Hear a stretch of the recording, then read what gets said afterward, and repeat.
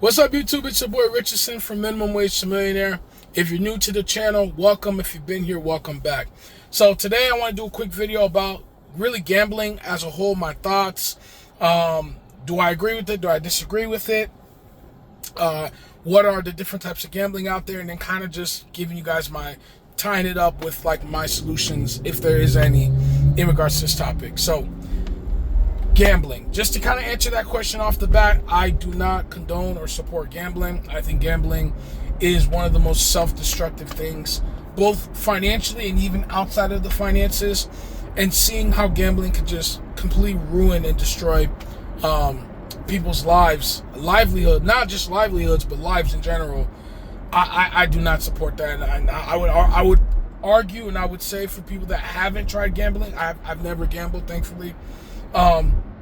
And I don't plan on to, but for the people that haven't tried gambling, I don't believe you should engage in that activity. It just is very self-destructive. However, I'm not naive, and I understand that there's people that do gambling, and then there's also people that have a control on gambling, meaning they gamble, they can control themselves, they don't blow, their whole paycheck all on red or all on black, or they don't lose a game of blackjack and pawn their engagement ring to go play blackjack or anything like that. So I understand there's a gray area into this. So really, my overall thoughts on gambling just kind of came from as I got older and as my investment philosophy, which I'll put the link in the description below, kind of my investments and how I invest and everything like that. But my investments is kind of a personification of I believe it's Proverbs 11:13 or 13:11. I always get the placement wrong, but in that verse from the Bible, it says that wealth that's gained hastily will dwindle, but those that gain little by little will increase it, right? So my philosophy just became, hey, how do I take money, build upon it little by little by little by little, and then make that be essentially the way I build wealth, as opposed to gambling, which gambling is just, let's be honest, you want the fast money. You want to get money real quick, real fast. So apart from just this Bible verse in itself, I've seen what people are willing to do when they want to gain money really, really fast. They definitely take a more desperate, more extreme path to gain money real quick. And that's one of the aspects I don't like about gambling, right? Whether it's sports betting, prediction markets, and how that's been exploding. Now it's like every commercial, every advertisement you see is prediction markets and stuff. And I also don't agree with like how the industry, the gambling industry, how it kind of woven into people's lives. Like, it got into the sports betting. And initially people were just like, oh, okay, betting on sports. But now it's like even the major leagues like the NBA, NFL, all that, even they condone the sports betting to the point where it's like they put on the game not for the love of the sport. They put on the game just to entice people to get into gambling. Like, hey, just come watch, the Golden State Warriors, or come watch the Miami Heats play, and hey, don't forget your parlays, right? And it's like, what? Like, it's to the point where it's like, am I watching the game to watch a game, or am I watching the game just to see whose parlay is hitting? And in my opinion, I think it just kind of kills the love of the sport. Now, I'm not going to be a liar and say that I'm a sports fan or anything like that, so it doesn't impact me directly, but I could see where a lot of sports fans that really tune in, watch their favorite teams play their games. Let's be honest, sports fans do typically spend a lot of money, especially if they go into live events and stuff. So it's like, it's kind of that way where gambling can kind of get in there and, grab some of those people. And then we have to tackle the aspect of like how it appeals to like younger men, right? We know that when it comes to gambling, the major demographics that really, really impact men is typically, I think it was a men, like 18 to 24.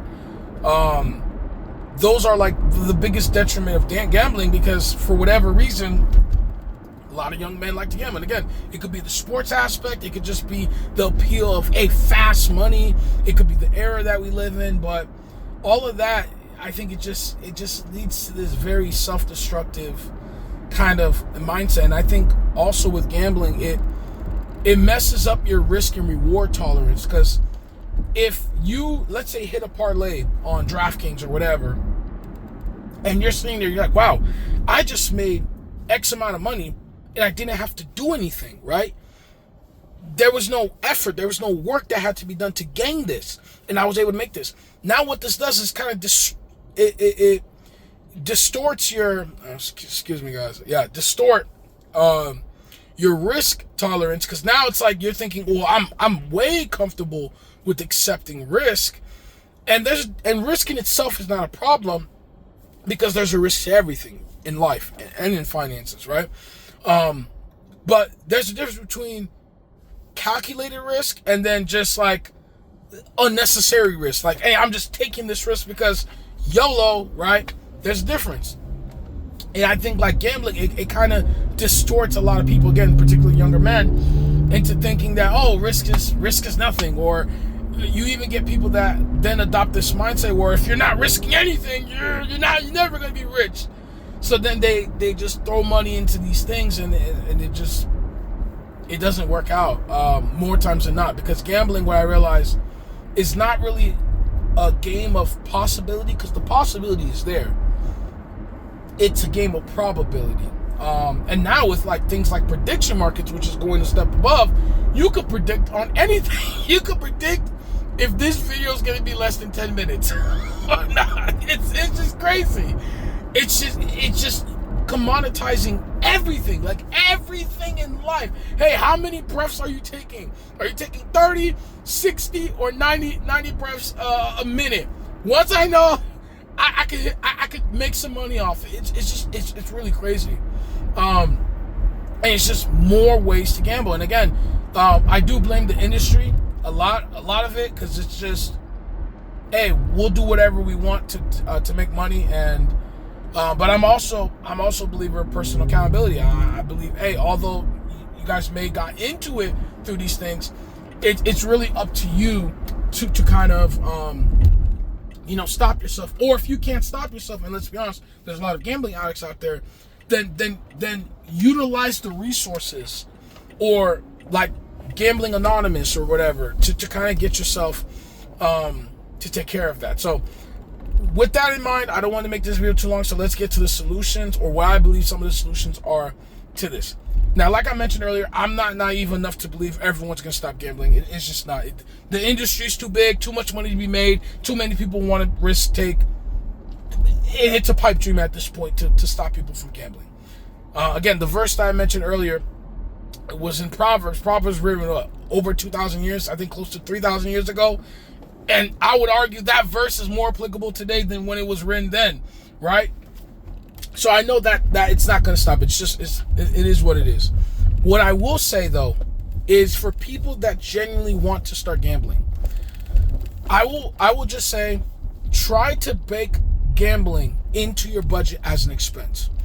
And this does two things. There's two solid benefits to this. The first benefit is that, for one, is that your gambling, instead of it becoming like an itch that you need to scratch, it becomes a planned event. Whether it's a parlay, whether it's, let's say it's in February, you're doing your budget in February, you know the Super Bowl is going to be there, and more than likely there's going to be some type of sports betting or some type of, prediction markets with that, all right? Cool. You know you're going to gamble. It's almost meaningless to try to convince you otherwise. But if you know this going in, what you can do is that you could plan for an event and make it part of your budget. So now gambling doesn't become this habit, right? And the second benefit with this is that you could then assign a dollar amount to it. So that way, when you do gamble, you know exactly how much you're gambling. So let's say, hey, I want to, hit this parlay and do these and that. And let's say you want to gamble $300. Cool. Bake that into your budget as an expense, right? So now when you're gambling, $300 or so into gambling, sorry guys, I'm just embracing. Yeah, when you're gambling $300, and assuming you stick to that budget and you don't break your budget, you capping your losses, because now you're just putting $300. And then you put that in as an expense. When you put it in as an expense, you no longer now you're like you said, you're limiting expense. So that if you win one of those parlays, or you win one of those sports bets or prediction market or multiple prediction market bets, when you win those things, now it comes as a surprise to your budget because, oh, I put $300, and let's say you hit it big and you made $500. Great. Now what you can do, assuming you still want to continue to gamble and bet, you could keep that $300, put it back in because that's already baked into your budget, and then the $200, that's essentially could be used on anything you want, right?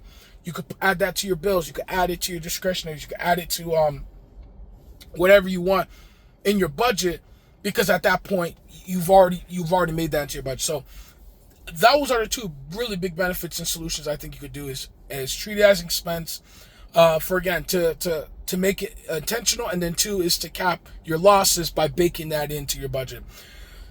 But there's another thing I want you guys to do, is that I want you guys to look at gambling as for what it is, gambling. The reason why I say this, and it kind of sounds self-explanatory, but there's a lot of people, unfortunately, that look at gambling as either a game, or they look at gambling as like a new or an alternative form of investing. It is not investing. You are not investing. Investing is the idea or the concept of putting your money into an asset for the goal to either it cash flow or pay you some type of dividend and or price appreciation, meaning it goes up in value in time, ideally beating inflation, right? That's investing. There's nothing I've said in this video, or nothing you're going to convince, at least to me, that you could somehow frame gambling in that same light. It's not. And I think that's the danger, is that when you tell people, oh, this is an alternative investment, they think, well, investment is usually good. Okay, we'll gamble. No, treat gambling for what it is. Gambling is gambling. It's short-term, very nearsighted speculation. If you accept that and you understand that and you still want to do it, then that's fine. Follow these other tips, and I think you will, I guess, enjoy gambling as best as you can and as responsible as you can. But that's all I got to say on that. I don't want this video to be too long. Thank you guys for tuning in. Enjoy the rest of your Saturday. It's Richardson from Minimum Wage to Millionaire, signing out.